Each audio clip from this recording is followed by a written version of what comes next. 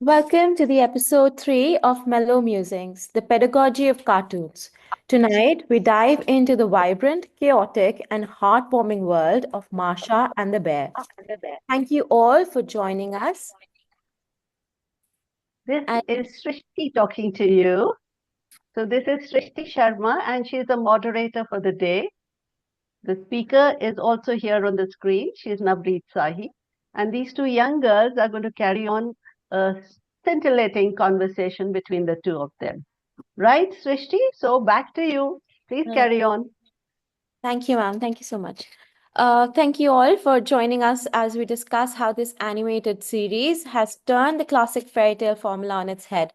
Our esteemed guest this evening is Dr. Navreet Sahi. She is an associate professor in the Department of English at Shillini University.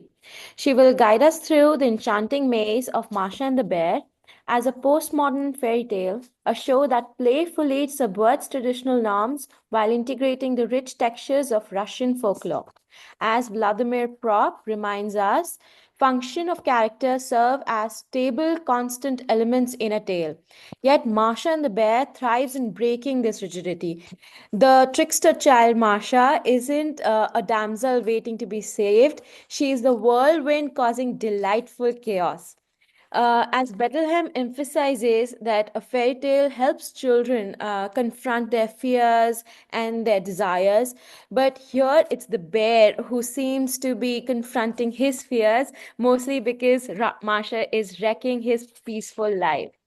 And as Marsha would say, boo, did I scare you? Well, perhaps not us, but the bear's nerves are definitely a whole other story. Today, we'll explore how this dynamic duo not only entertains but also challenges gender roles, fosters cultural transmission, and impacts child development. Together, let's embark upon why fairy tales, whether traditional or reimagined, continue to charm, teach, as well as endure. So let's get started, shall we? Navreet ma'am, the stage is yours. Thank you. Thank you so much, Srishti, for such a wonderful introduction to the presentation or the talk that we're going to have soon. I would The dynamic duo. We'll be talking about the dynamic duo. So, there's much to look forward to. Carry on, Navreet. just hope Manju ma'am is right there. So, yes, I would like to share my screen now that I have a little bit of a presentation for at least those people who've never seen the cartoon. They'll be able to see a few images here and there. So I'll just share the presentation.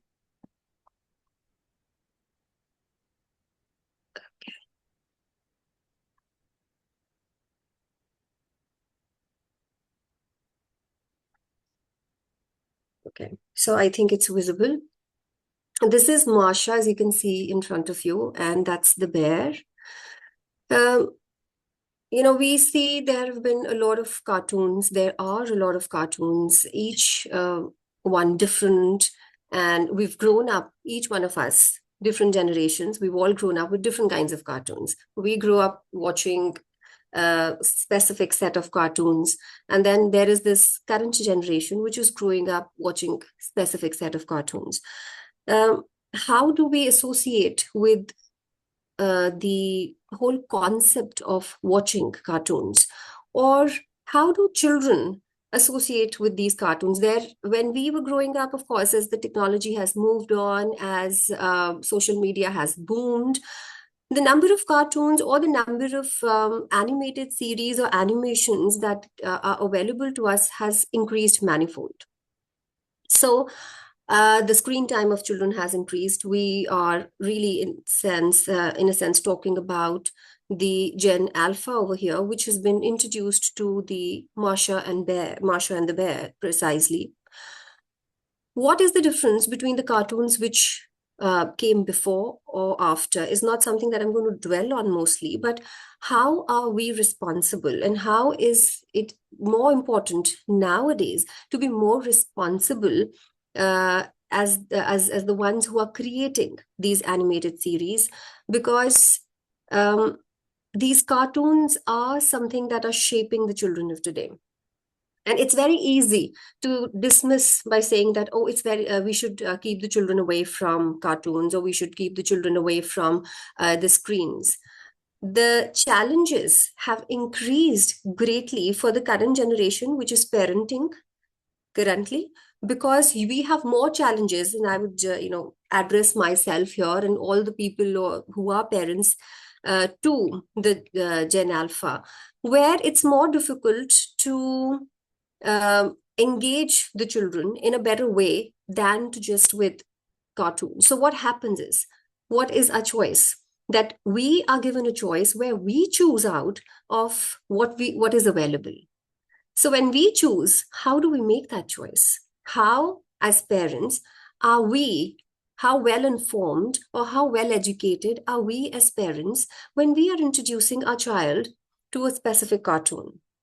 And there are a lot of studies these days going on, and a lot of bashing of certain cartoons, and speaking in favor of certain cartoons.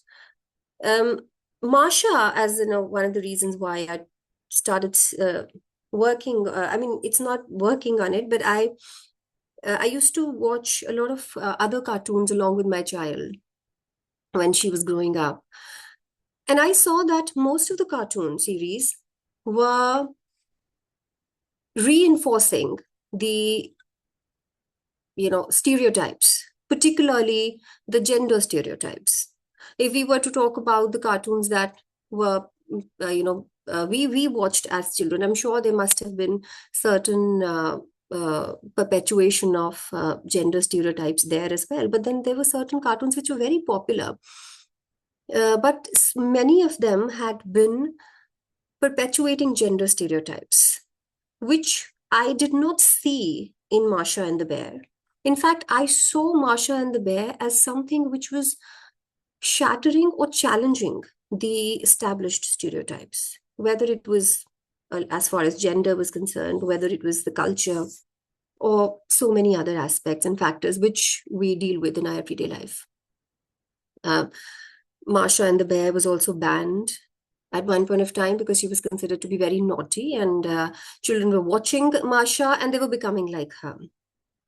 And that's of course, you are influenced as a child, as you are very your child, as little children can be molded. They are softer to mold, and they are found they are the formative years. You are bound to be impacted by whatever you watch and also imbibe it, which you may also forget when you grow up.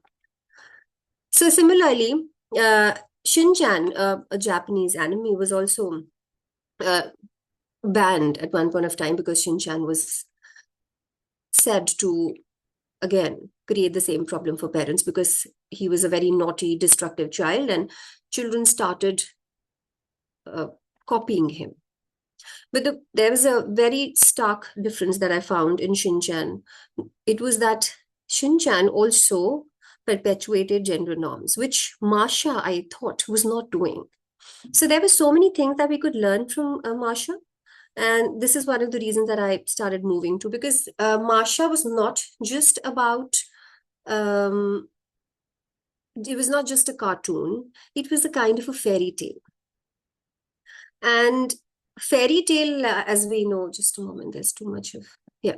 So fairy tale, as we know, is something that has been there for centuries, and it has been captivating the imagination of not just children, but of the older generation as well. And we know that fairy tales as a genre of literature have been passed down through generations and have often associated with folklore and mythology. Now, Vladimir Prop says that folk tales often follow a set of recurring narrative structures or functions, which include character types like heroes and villains, and narrative events like departure and return. So I'm going to be talking a little bit about how this particular fairy tale not only is pedagogical in a way that it teaches children, and how it teaches, we'll be talking about that as well, but also that it also reinforces cultural paradigms. It's a Russian folktale. We'll be talking about that as well, and how it is. Of course, it's not a typical tale that we'll be talking about, and doesn't fit into the exact uh, uh, stereotype of or what the narrative structure, as Vladimir Prop also says, but to how it actually fits into a lot of the structure, making it a modern fairy tale. So very similar to Vladimir Prop, we have Badelheim, who says that folklore serve as a form of psychological literature, helping readers to understand and navigate the challenges of human experience. And more recent scholarship has also explored the ways in which folk tales reflect and reinforce cultural values and power dynamics. Of course, we understand that Jack Zipes and others have talked about how several tales have promoted German nationalism and again reinforced patriarchal gender norms. And we're not really talking about reinforcement of gender roles here. And how we see that this is precisely what Masha and the Bear is not doing. It is taking us away also from the everyday life of gender stereotypes, where you have parents, and there's one, the mother who's always taking care of the children or working in the kitchen. The father is always reading a newspaper, coming back from office, is tired, and then there are children who are always demanding attention. Those kind of things are something that we do not see here. I would not talk about this.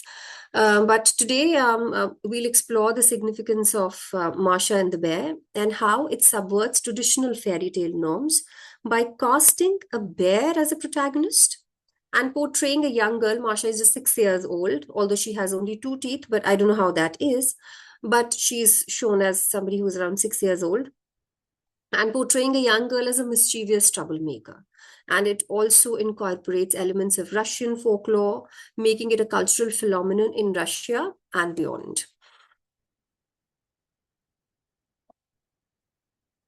So Masha, and you see, when we watch the series, we can see that within the series, Masha lives in a jungle. So I think when we were little children, I don't know, Srishti is actually very young, much younger to me. So I don't know if she has seen Mowgli on the Indian television ever. Absolutely, ma'am. Absolutely. Yeah, so we grew up watching Alice in Wonderland and Mowgli every Sunday morning, these two shows used to play. And that's the generation that we grew up in, where there were hardly any cartoons.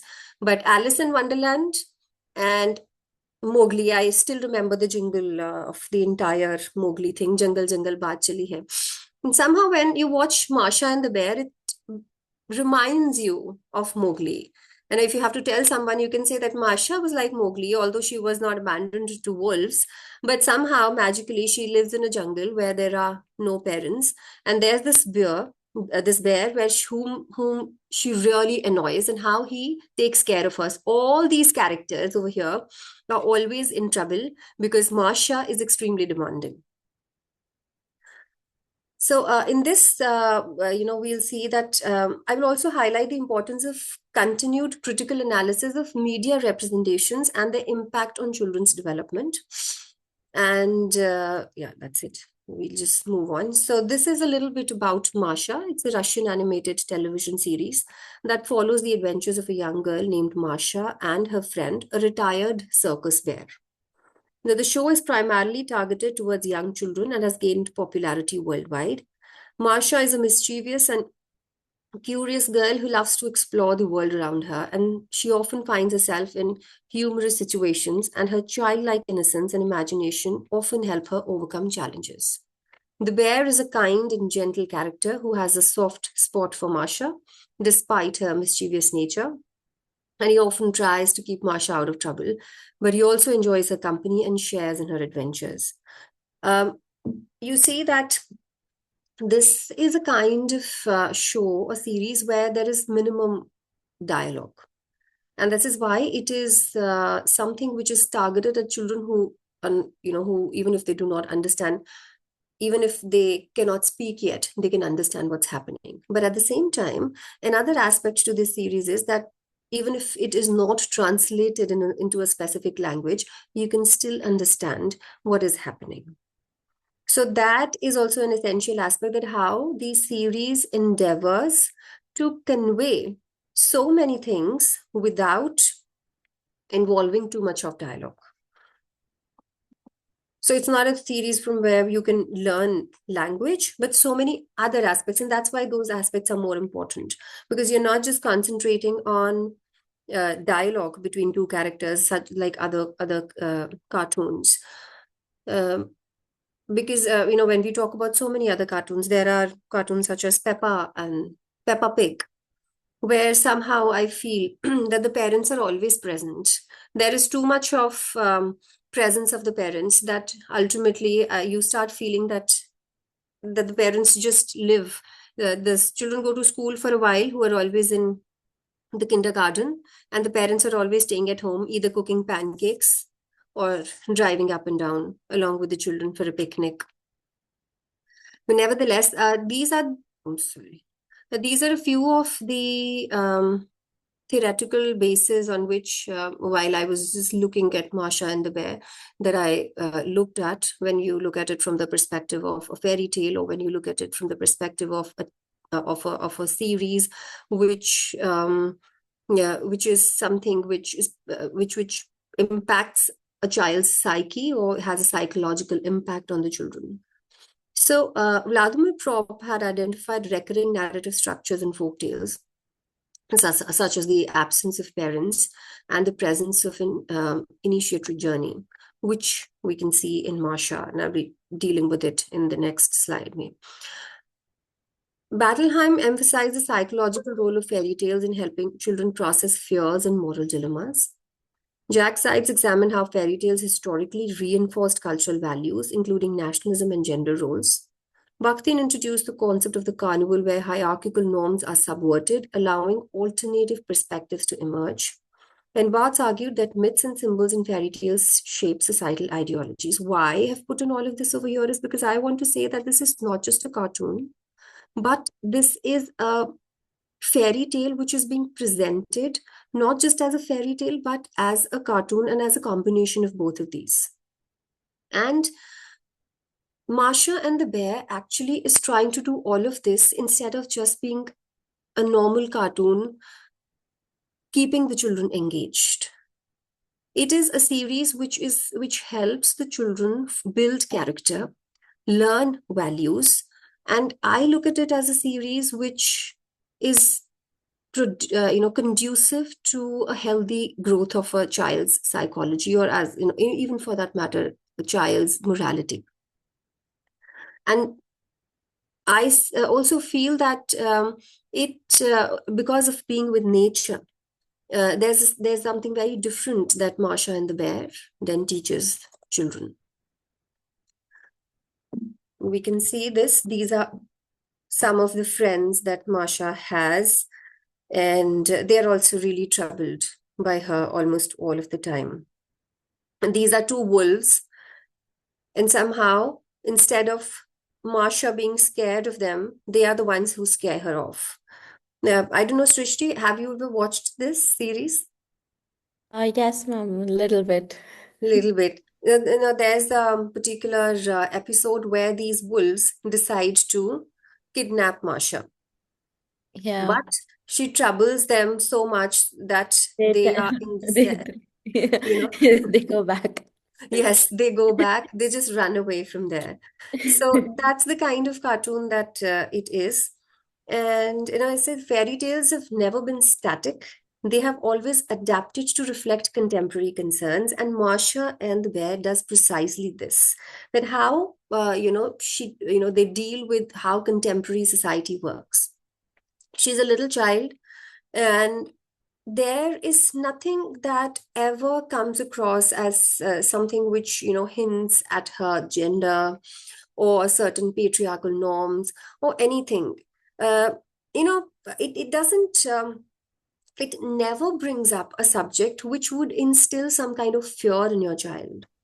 In fact, Marsha, I feel, is a kind of a character which can help your child grow up thinking that they don't have to be scared of anything.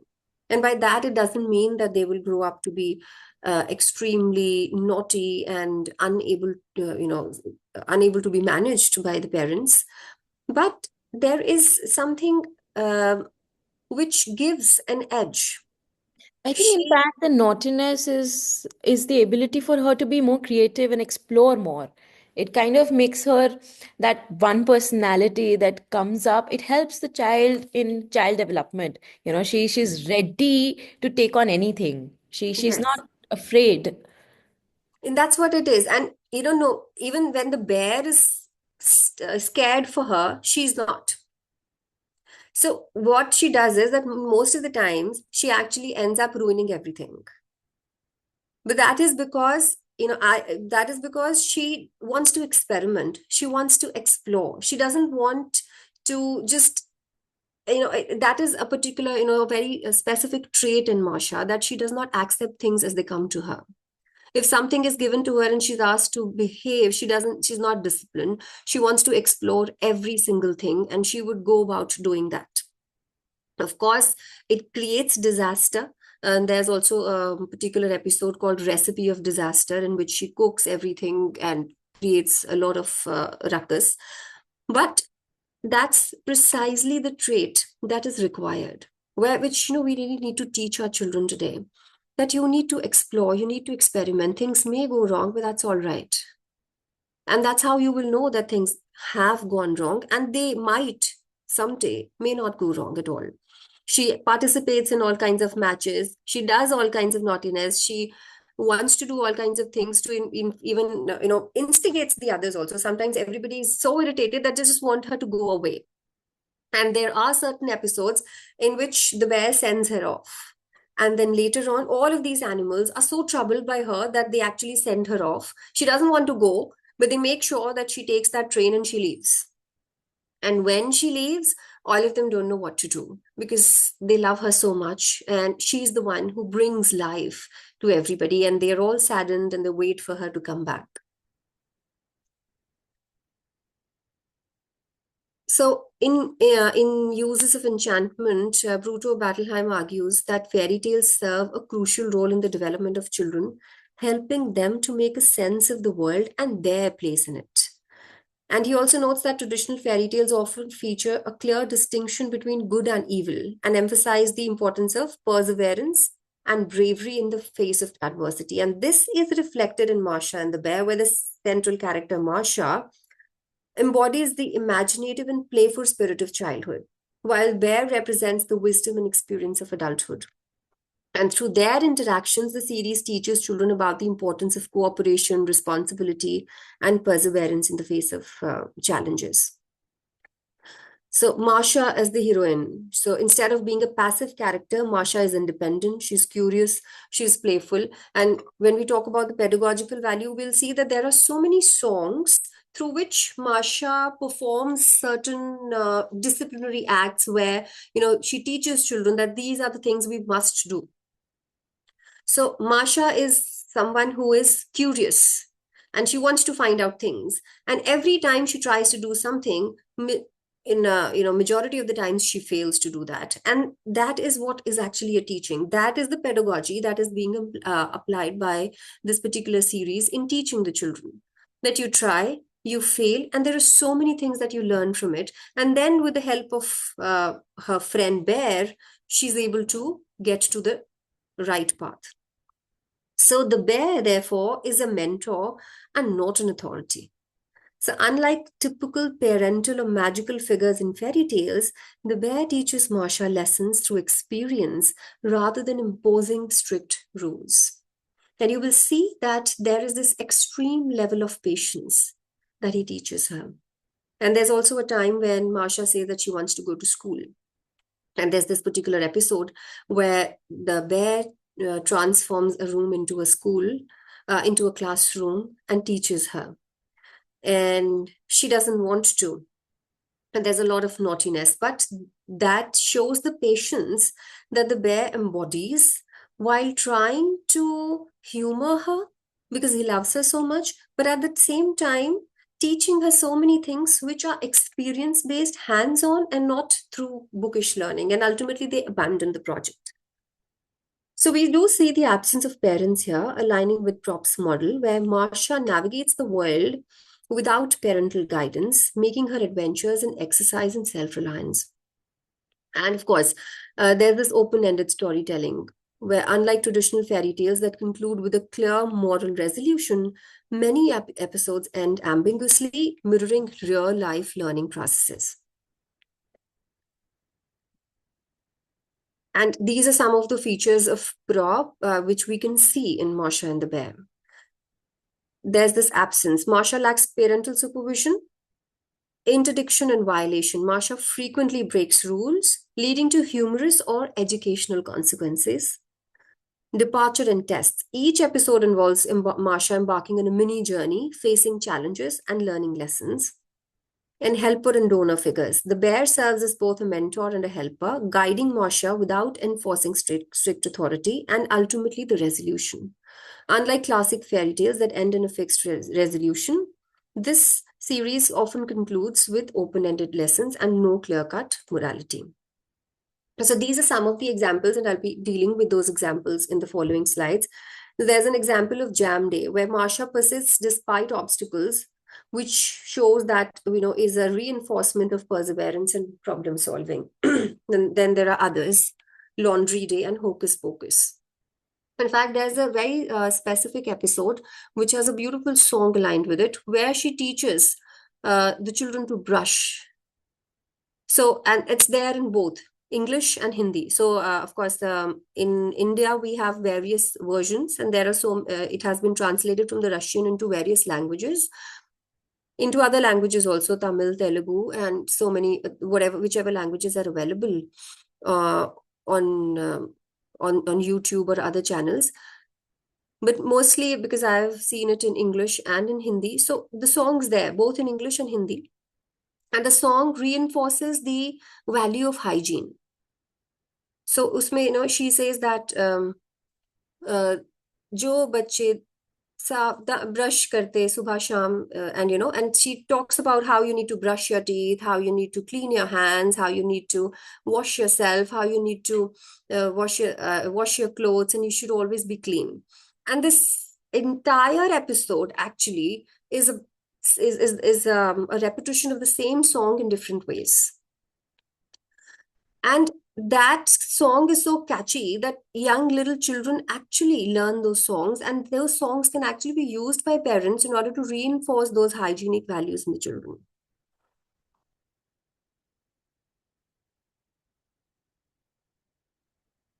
So this is a still from the episode of the Jam Day, where she goes and picks a lot of raspberries from the jungle, and she decides to make jam from them. While she is making jam, there are so many problems. Sometimes something falls into it, somebody else comes in, it all goes down, it spills over, some pines fall into it, so many things happen, but ultimately she's able to make it. And this one particular episode actually teaches children about the value of persistence and creativity in the face of adversity. Another example is in this series is the Laundry Day, and that's a very interesting one because we see, of course, hygiene. It teaches children about cooperation and responsibility.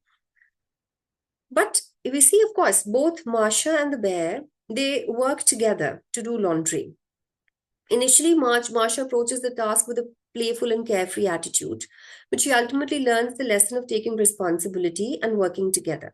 But what really happens during this episode is that every time she tries to help the bear, she dirties her clothes. And every time she dirties her clothes, the bear has to wash those clothes and put them out to dry. And then she doesn't have any clothes at all. So the bear actually sits down to stitch new clothes for her. And in the entire episode, he ends up stitching at least 10 clothes. So this is also a subversion of gender norms as well. And so many other stereotypes are being shattered and challenged over here, because the bear is a male character and he would never, in this one particular episode, there are so many roles that he imbibes that of a mother and not just a fatherly role. He is the protector here as a father, but he's also a loving mother who wants to make sure that the child is not in dirty clothes, the child is not in wet clothes, because she sometimes wets her clothes, sometimes she falls in mud, sometimes she just ruins them because of certain other things. So many times the bear has actually washed his own laundry and put it out to dry on a line. But each time Masha falls and her outfit is out there to dry, he washes her, picks out one of his own laundry, and turns it into a beautiful outfit for Masha. So the whole stitching outfits for her is a combination of that motherly love that he has. And how it is with this love that we see that Masha is so carefree. And in even in child psychology, it is believed that a child who is laughing and jumping and happy and is is not scared of doing certain things is a child who's not scared of anything. Therefore the parenting has been done right, and that is what precisely the bear showcases over here, that there is no disciplining. You're not taking away the essence of childhood from her. She's really living the childhood, and through that childhood we can see that none of her inner traits or her originality has been uh, subverted. So this, I think, and this is one of those episodes which I think is the best episode of Masha and the Bear, which gives us so many different uh, insights into this series, and how this is one of those episodes which probably helps create maximum values, inculcate maximum values in little children.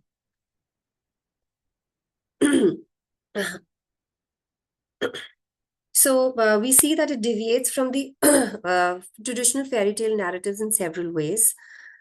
Unlike traditional fairy tales, which often feature magical or supernatural elements, Masha and the Bear is grounded in a realistic setting and does not rely on such fantastical elements. Instead, the series emphasizes the importance of teamwork, friendship, and the natural world that are not commonly found in traditional fairy tales. We'll see that there are so many times, there's in the Hocus Pocus episode, that particular episode focuses on tricks and magics, actually. And through that, also, the whole idea is reinforced that there are no supernatural elements and almost everything is actually reality. And these are just tricks through which magicians do their magic as well. So we see that in his study of fairy tales, Vladimir Prop identifies several key narrative elements. While Masha and the Bear share some of these elements, such as her absence of parents, etc., it also deviates from her model, from that particular model in several ways. Now, there is also an original folk tale, the original folk from which Masha and the Bear has actually been inspired. So the original folk tale, I would really like to speak a little bit about that. The original folk tale that inspired Masha and the Bear is Masha and the Bear Cub, a story that has been told in Russia for centuries. In the traditional folktale, a little girl named Masha wanders into the forest and meets a bear cub. The two become friends, and Masha spends the days playing with the bear cub in the forest. However, when Masha returns home, she tells her family about the bear cub and they become frightened. They set out to kill the bear, but Masha warns the bear, and she and the bear cub run away. In the end, Masha's family realizes that they were wrong to fear the bear, and Masha learns the importance of treating animals with kindness and respect. And this is also a very important underlying message that we see in the animated series as well, where animals are treated, because of course, all of those animals have been given human qualities. They can all understand what is happening around them. Of course, the bear doesn't talk. None of the animals talk. Even the bear has a friend, a tiger, who also is retired from the circus, and so many times they share a cup of tea and they look at their old pictures in the circus. But we see that if there's ever a little bit of talk, it is always by Masha, and there's her sister, uh, uh, Tasha, who comes once in a while. Otherwise, there are no dialogues. So the creators of Masha and the Bear have adapted this traditional folktale into a modern fairy tale by adding new characters and modern themes. The adaptation of the traditional folktale into a modern fairy tale has been a way of reintroducing traditional values and themes to a new generation of children, while also updating the story to reflect modern concerns and sensibilities. The creators of the series have done this by adding new characters such as Masha's other animal friends and by including storylines that address contemporary issues such as the importance of environmental conservation and the dangers of technology addiction. And in this series, we see that she actually lives in the forest with her animal friends, and they go on various adventures, all of them, most of them actually together. So Mikhail Bakhtin also is somebody through which we can look at the cultural significance of Masha. So he says that every cultural form is a reflection of the dominant cultural values and ideologies of a society. Popular culture, including cartoons, is a valuable object of study because it provides insight into the cultural worldview of ordinary people. Right? So his theories also offer a valuable insight into how cultural forms can be reflected and how cartoons or series such as Masha and the Bear can help in the reinforcement of the dominant cultural values and the ideologies of a society. So in this particular series, when Masha subverts the traditional gender roles, we can say that this is something that the society is trying to project, or the cartoon is trying to project upon the society where the gender norms are being challenged.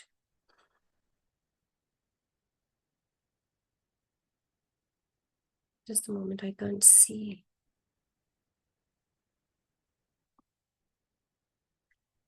All right. So, But we can see the screen.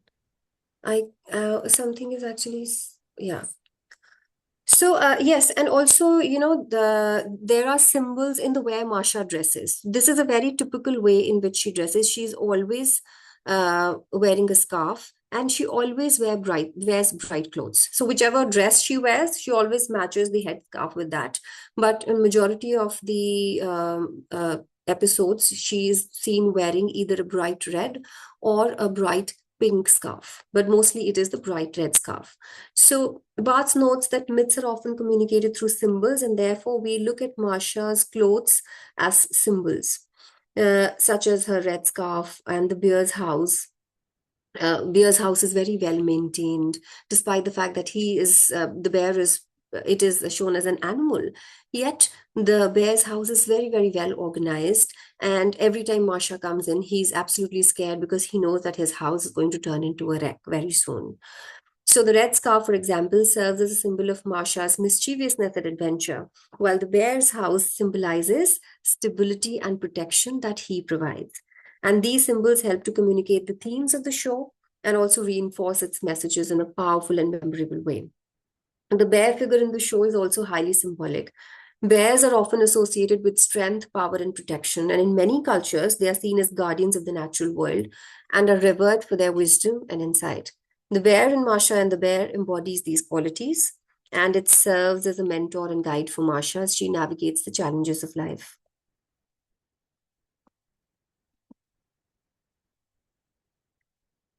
And we see nature as a pedagogical model because everything is done in the form of nature. In fact, there are certain episodes in which they go out and paint the snow. So there's a lot of playing out in the snow and going out and enjoying in nature, sometimes basking in the sun. There are certain episodes where Masha takes a jibe at the honeybees. There's this honey, there are beehives, and she goes and clicks a picture of the honeybees, and all of those bees then start wandering around her. So there are so many ways in which nature is reflected in this particular cartoon, much more than it is reflected in various other cartoons. And as Pejat says, that nature provides children with a wealth of sensory and motor experiences that are essential for their cognitive and emotional development, which is why this particular show is extremely close to nature. And as I was giving the reference of Jungle Book, Mowgli as a cartoon when we grew up, uh, they were animals. Somehow, because we grew up watching Alice in Wonderland, where she used to communicate with animals, and most of the shows were actually animated animals. The animals were talking, whether it was Donald Duck or there were other shows. Gradually, now the children are moving to others, but then even Peppa Pig and all of them are basically animals. They are animals, but the way Masha and the bear is put right there in the middle of a jungle. You see, whenever they go for excursions, everything is there is absolutely no touch of the modern world. There are no shops, there are no cities, there is no school, there is no church, there is no such institution in the cartoon. It is just pure, simple living in nature, away from everything that mankind has to offer. And that is the beauty of Masha. Even if they want to eat something, they will go out and pluck the berries or the raspberries or whatever they have to do. So all of that is very natural, except for the fact that they do have a train track passing through the jungle, and so many times they try to put Masha over there. And whenever they have guests visiting, it is always through that train. So this is where the series takes place in a lush natural environment and depicts the main character Masha. So over here you can see that there is an ambulance. So this is an old ambulance which has been discarded by someone, and it's always there. The wolves treat themselves as doctors. So whenever somebody is not well, it is the wolves who take that particular person to the ambulance to treat that person. And that's the bear's house in the background. So Masha does not live in Bear's house. She lives in a separate house of her own, by the way. So there's an example in one episode. Masha says, "Nature is so beautiful. I love exploring the forest and discovering all its secret." And this highlights the show's positive view of nature as a place of excitement and discovery.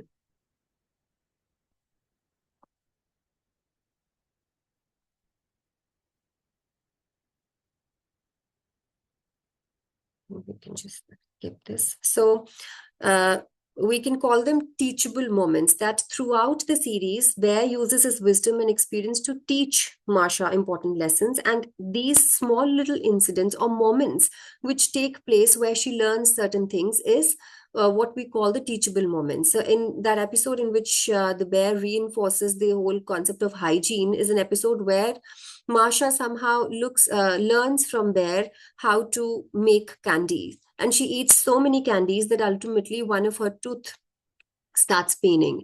And that's where the bear teaches her to brush her teeth, that it's very important, otherwise her teeth will rot. So there are a lot of small little things, those teachable moments which happen.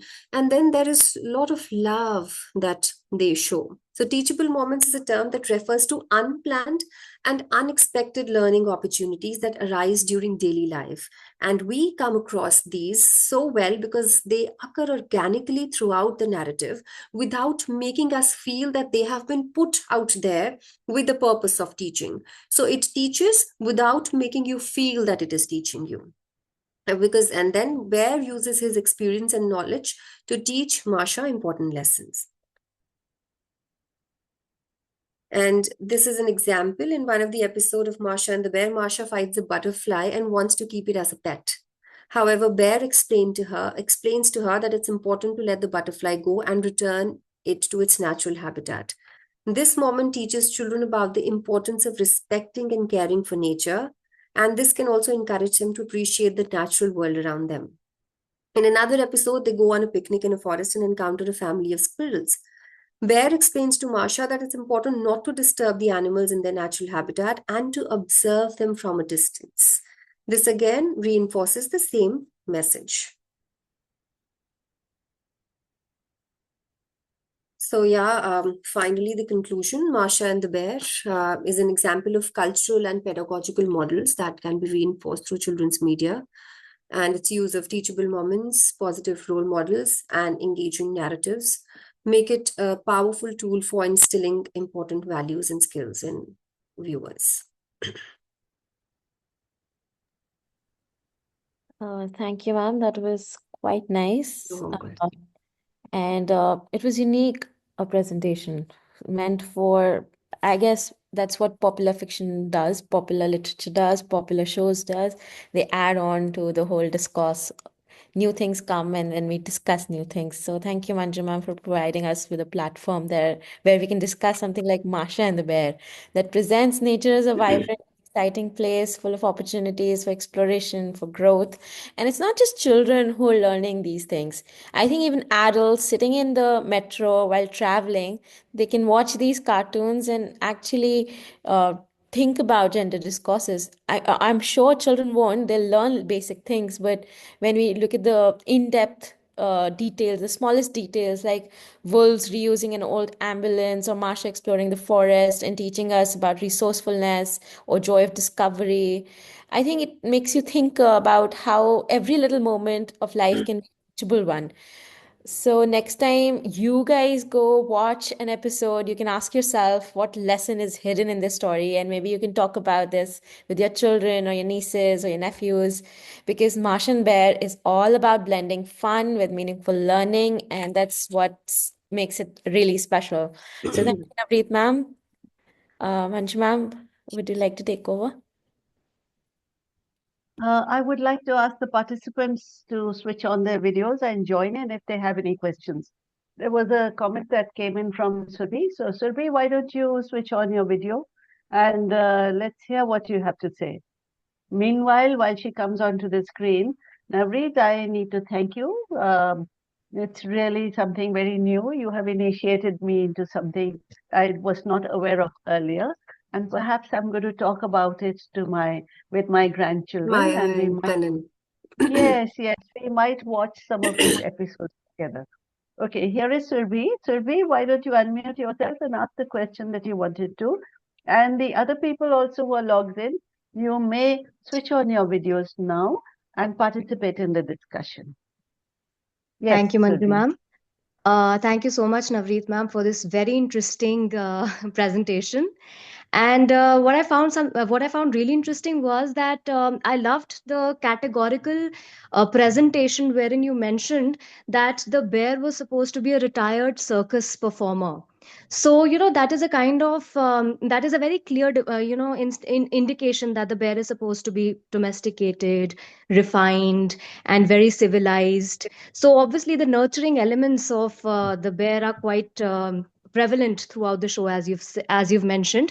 And on the contrary, I think there's a role reversal between the primitiveness of the animals and the civilization of human beings, wherein Marsha, being a small child, probably she is unbound by the constraints of civilization yet, and hence, we can still consider that she is she is out and creating a lot of mess and fuss about absolutely everything.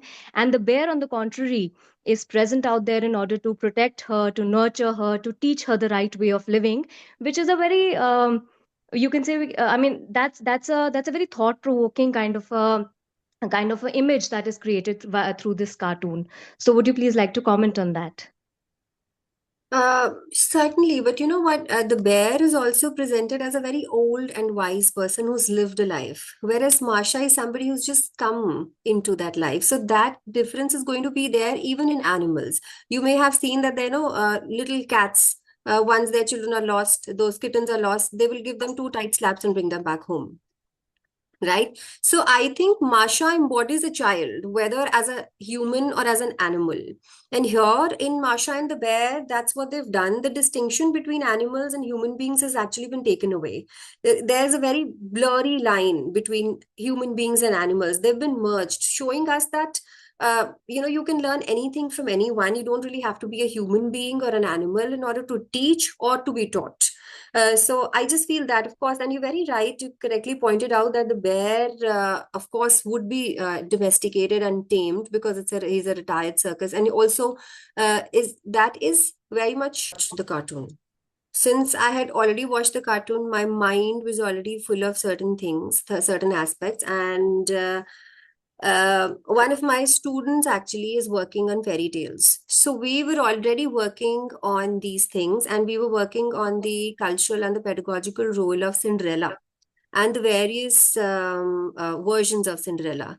So I wanted to focus on the pedagogical roles, and with the with her actually support, we had actually presented this paper together somewhere some time ago where we worked on it, and we had deduced them based on how we had already been using them on Cinderella, and wherever we thought that we could derive out of the various theories that we were already using, we'd chosen them. We had left out certain sociological, pedagogical theories which were very technical, but which are more suitable actually onto this, because then it would have become very academic. So we just left that out and we kept it simple. I think we've lost him again. No, no, No. I'm still online. All right. Sorry, sir. We couldn't see you. He's absorbing what It's you fine. said. No worries. He's Mhm. absorbing what you said. Yeah. Yeah, yeah. And now we have Thank you. another person on the screen, and that is Roshan. But Roshan, I think we would like you to sum up the discussion that has taken place. So if anybody else has anything to say, please put it in the chat box or just raise your hand.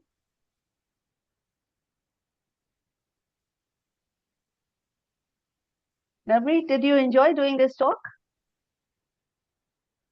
Yes, ma'am. I enjoyed doing this talk. I can't say the same about the ones who were listening to me, though, because I don't know whether You had most a of the good audience. audience. You had a Yes. good audience, and almost everyone has stayed up to this time. And well, let's see what Roshan has to say. Roshan, are you also into fairy tales and stories Well, that she's been talking about? the one I could identify with the most, all of you must have understood by now, you know. The character you could The problem is that, you know, I by and large equate identify. myself with American grizzly ones, you know. But yeah, I think the gentleness that came through the entire discourse that was going on, I could kind of identify with that too. And this Masha is wondrous, you know. And I completely agree. And actually, Dr. Khagendra, in fact, has his queries were remarkable. Like, I mean, of course, we were aware. I remained at least aware of the entire theoretical frame through and through, and the pedagogical dimension, pedagogical. I would say the analytical observations that came through. Possibly, I mean, after a point, it appeared a little like, I mean, you just touched upon them, and, you know, because I thought maybe Navreet would problematize them more, but it was good. I liked it from the perspective that she kept it simple. So, but frankly, Navreet, I don't watch cartoons, and this was for the first time that I lent a serious ear to that, and but what made sense initially was actually the theoretical framework, you know, and of course, you know, you are steeped in it, and you are supervising actually a PhD thesis, and your insights about it, and you made it sound, you know, very simple. Basically, it's not all that simple. Decoding fairy tales, I can understand, and the Roshan, message is yes, the message. I think Saurabh also has a point to make. But Yeah, before I ask Saurabh, ma'am, we'll come back to you. We'll come back to yeah, you in a minute. he appeared on the scene for a while and then he disappeared, and I don't know thereafter. No, Saurabh is No, no, there. we'll Saurabh is get there. back to you. I'll just take possibly a minute and a half. Uh-huh. Yes. No, we'll come back to you. We want you to Yeah. wind up everything towards the So, end. you know, what I, But what I, Saurabh is what here. yes, Navreet, what I liked the most was actually, you know, you talked about the ideological underpinnings of all these, you know, fairy tales, and of course, you know, the myths and symbols involved, and this kind of culture, fairy tale as a cultural expression for that matter. And of course, we have got genuinely hard lessons to learn, particularly the ones, you know, who evolve in a very prescriptive way. And what happens is that we tend to lose that connection, with with the life, at that simple level. So I won't call the presentation simplistic at all. It was layered. You'd worked it out very carefully. And of course, I think if at all it has to shape up as a paper, say for that matter, of course, the discussion part is going to, I'm sure you're going to problematize that further because the frame that you prepared actually has to be enlivened, based on possibly later discussions. And this is going to be a wonderful, wonderful paper, I'm sure. And Srishti, both of you, yeah, you certainly are a very, very not dynamic but electrifying duo, by the way.